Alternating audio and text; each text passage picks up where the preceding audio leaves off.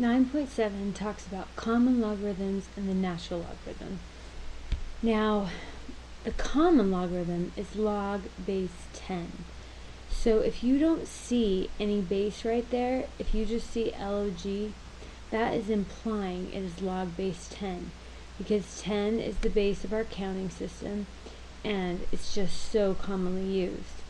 There's also something called a natural logarithm, and we'll talk about where that comes from.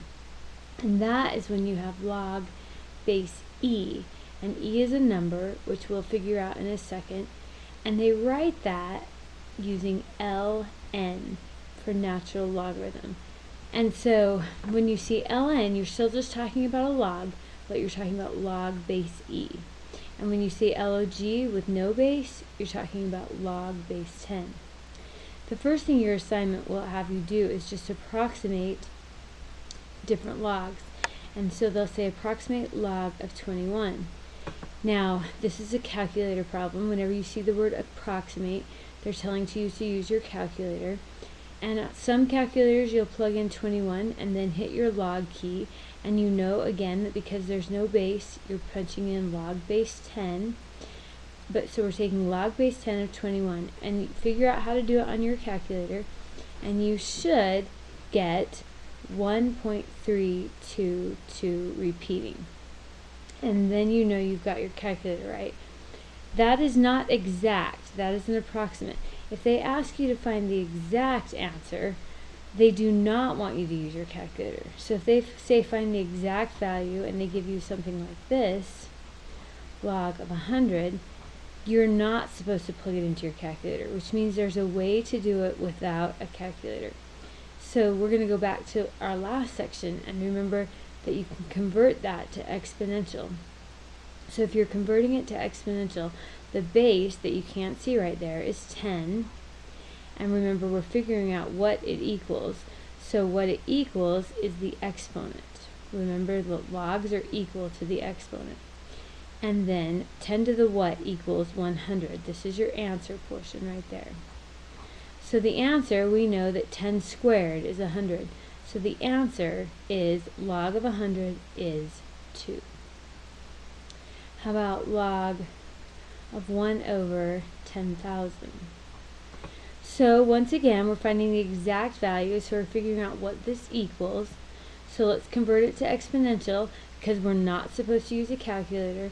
So our base that's implied is 10, our exponent is the question mark, and our answer is the 1 over 10,000. So we know that we have to raise 10 to 1, 2, 3, 4 to get 4 zeros. And then, so 10 to the 4th is 10,000.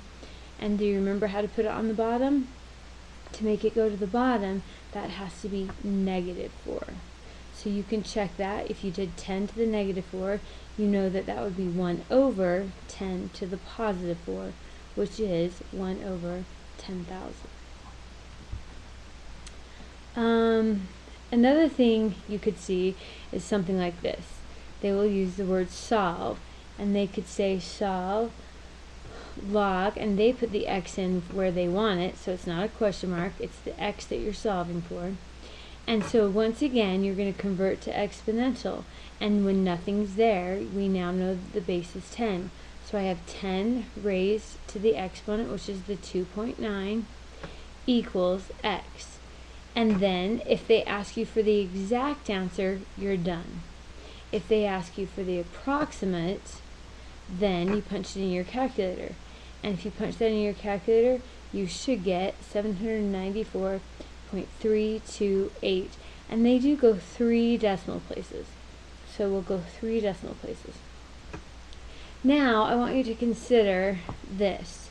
If I gave you a function and said that it is 1 plus 1 over n raised to the nth power, I want you to tell me, for different n values, what f of n equals. Now, the reason I'm giving you this function is you might recognize that it's really close to the one we use when we were talking about money and compounding interest. And this is the basic formula, because slight variations of it describe a whole lot of things. They describe radioactive decay. It describes population growth. It even describes stocks over long periods of time.